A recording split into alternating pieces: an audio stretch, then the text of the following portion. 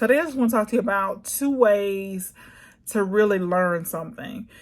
And so most of us will have to learn something, whether it's a new skill. We have to constantly be learning things as things continually change as rapidly as they are.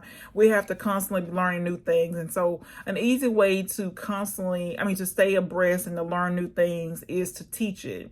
And so what that means is you're going to read it, read it over and over again until you can teach it. You can read it and then think about how you can test yourself. Maybe you do an essay question. Maybe you do just a short fill in the blank. Maybe you do a true false. Maybe you just make yourself a test. You can, in order to teach it, you could create PowerPoints. You can do one PDF and then teach, you have your outline, your bullet points, and then just teach from that. But if you can teach it, then, that's that's not a quick way, but it's one way that you can learn something. So just think about, if you are interested in learning something, can you, once you read it, can you summarize what you read? Can you teach what you've read? Can you teach what you learned? The second thing is spaced repetition. And so this has become one of my favorite. I didn't think that I would ever do this, but spaced repetition is really how you can learn something. You can read it, and then you could come back to it. Like the first day, they call it cramming. So you read it the first day, and then you let a day pass, and then you read it again. It's this repetition, and then you come back. So day 0 is the cramming. This is when you read it. Then you come back 24 hours later. This is your first repetition. So within 24 hours, then you come back on day 3, and that is your second repetition. So you're going to read it again.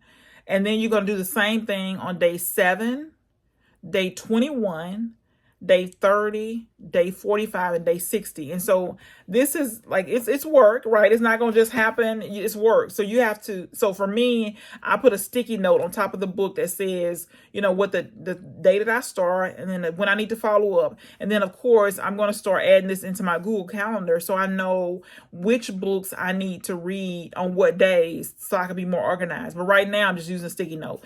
But just think about, if you want to learn something, how can you learn it? So let's say, for example, you're trying to learn programming or AI. One way that you can do it is, as you go through the material, can you look and see, okay, can I teach lesson 1? How can I teach lesson 1? How would I teach it better?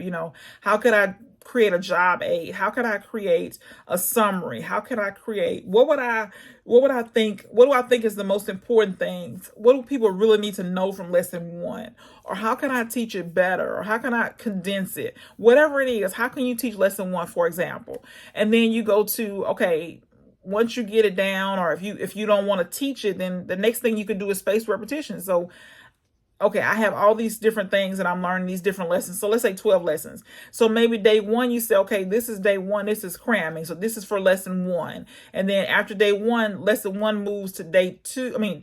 Day 2. And you just kind of go from there. But you can just Google spaced repetition. This is something I found that is helpful, but you have to be organized. You cannot just do spaced repetition without being organized. But I have found it to be very helpful.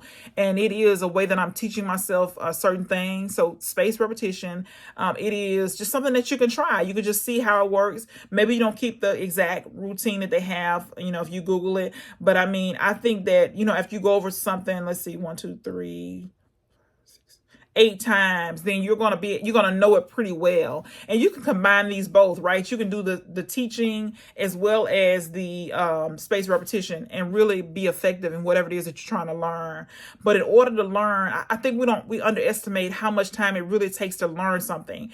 It takes time. In most cases, we don't just read it one time and then know it.